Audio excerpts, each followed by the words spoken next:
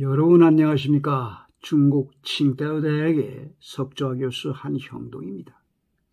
여러분, 나는 구변이 없다고 고민을 해본 일이 있습니까? 너무 걱정 마세요. 대화술은 자전거 타는 거 배우는 것처럼 배우면 됩니다. 미국의 대문호 에머슨, 대화는 인생에서 가장 훌륭한 것이다라고 했습니다. 그렇습니다. 말은 영혼의 거울이며 대화의 기술은 리더십의 언어입니다.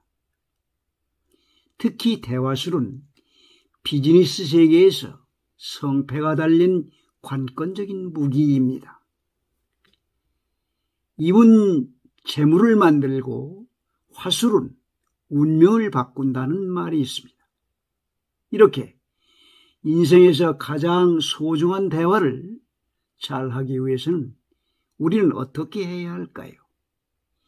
그 해법을 제시하는 의미에서 지금부터 대화의 기본 원칙과 상황별 대화술에 관해서 두 차례에 걸쳐 방법론적 관점에서 말씀드릴까 합니다. 먼저 오늘은 대화의 기본 원칙부터 소개해드립니다. 첫째, 대화는 온화하고 유머 있는 말을 해야 합니다. 중국 고전 시경에는 온화하고 공손한 것이 덕의 기본이다라고 했습니다.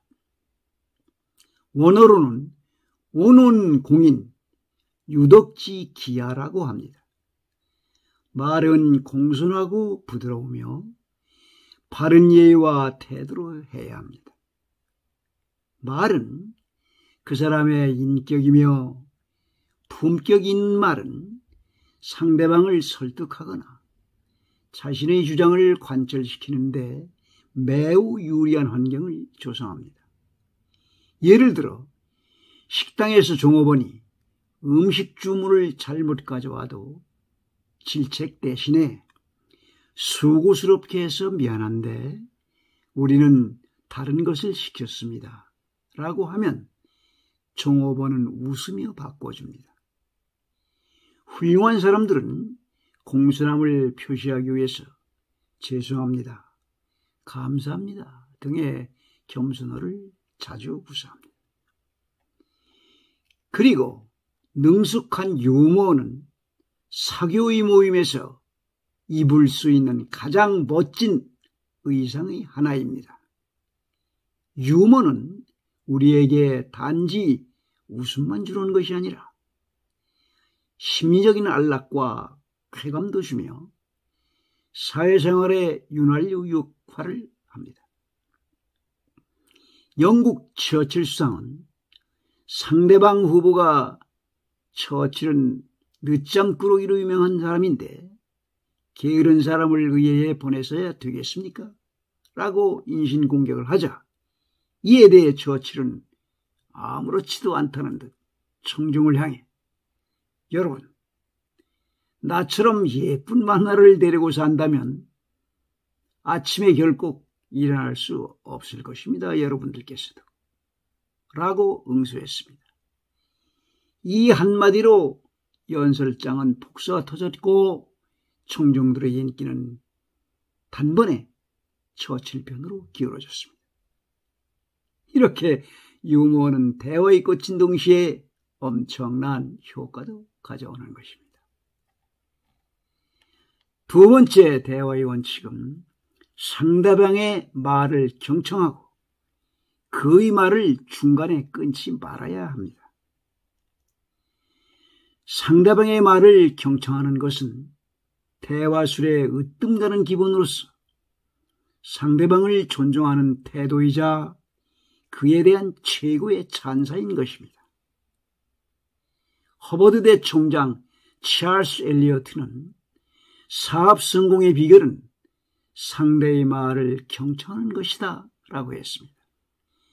성공한 사람들의 특징은 상대방의 정보를 얻기 위해 먼저 듣고 난 나중에 말을 합니다. 그 다음 타인의 말을 중간에서 끊지 않는 것이 매우 중요합니다. 존 두이는 중요한 존재가 되려는 소망은 인간의 가장 깊은 욕망이다라고 설파했습니다. 발언권은 인간의 기본적인 욕구입니다. 때문에 말을 누가 중간에서 못하게 하면 이를 저지당하는 입장에서는 매우 불쾌한 일입니다. 간혹 남의 말을 중간에서 가로채어 자기가 말을 하는 사람이 있는데 이는 대화의 예법을 모르는 사람들입니다. 상대방이 말을 하고 있을 때는 아무리 반론을 하고 싶거나 지적을 하고 싶어도 참고 그 사람의 대화가 일단락된 다음에 자기의 의견을 말하는 것이 순리일 것입니다. 세 번째는 논쟁을 피하고 남을 비난하지 말아야 합니다. 인간관계론의 저자 데일 카네기는 대화에서 가장 피해야 할 것은 논쟁이라고 역설합니다. 대화의 궁극적 목적은 서로가 말을 통해 공감대를 형성하며 생산적인 결과를 얻는 데 있습니다. 논쟁은 상대방을 반박하고 공격하게 되어 결국 대화는 격해지고 심지어 단절되는 경우도 많습니다.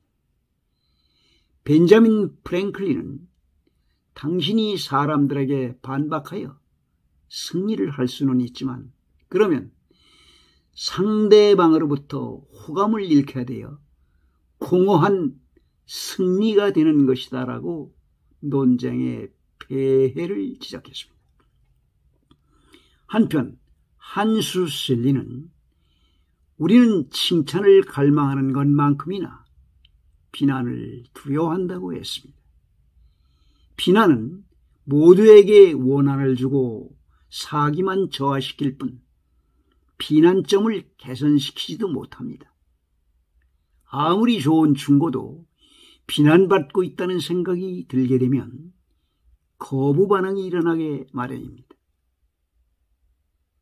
성공하는 사람들은 상대방을 비난하거나 잘못을 지적하는 대신에 칭찬부터 합니다.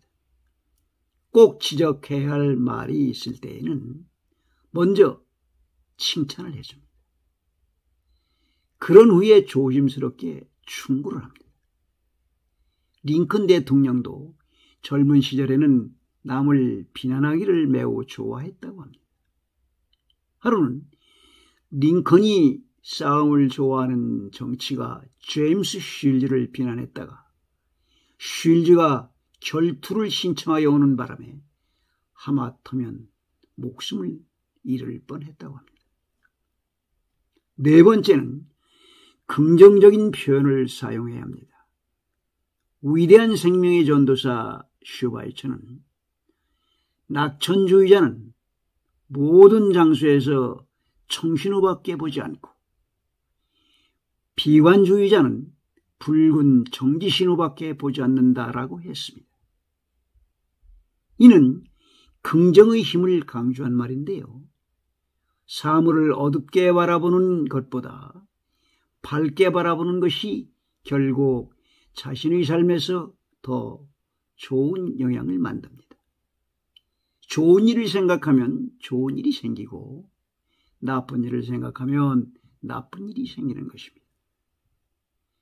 대화술에도 이 법칙은 그대로 적용됩니다. 아무리 힘든 협상의 테이블에서도 잘 될 것이라는 긍정적 신념을 포기하지 않고 인내력과 설득력을 발휘하면 의외의 좋은 결과를 볼 수 있습니다. 반대로 협상 테이블에서 부정적인 표현을 하면 결과는 대화가 원만하게 진행되지 못하고 중간에 결렬되거나 좋은 결말을 낳지 못하게 됩니다. 그러기에 탈무드는 승자는 다시 한번 해보자 라는 말을 즐겨 쓰고 패자는 해봐야 별 수 없다 라는 말을 즐겨 쓴다고 지적하고 있습니다.